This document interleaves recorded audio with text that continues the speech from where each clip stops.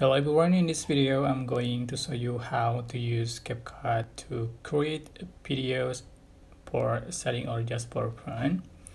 So anyway, I think Capcut is one of the best apps because we can do everything while editing videos in one apps. And after you downloaded the Capcut apps, just open and click new project, and then we can add some videos or photos or stock videos in Capcut. For example, I'm going to select this photo and this video. Click add below, and then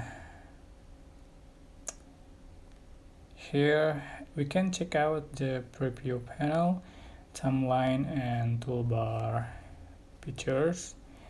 And then here we can doing for split clips, and then we size video, and then mirror videos, and then rotate, and we can to add audio, text, sticker, or overlay effect, filters, and many more we can getting from Capcut. So after we finish editing the video, we can click the export button in the top right corner like this.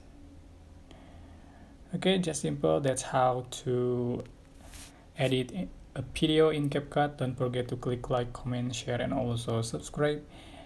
And you can click thanks button for appreciate and as your like. Bye bye.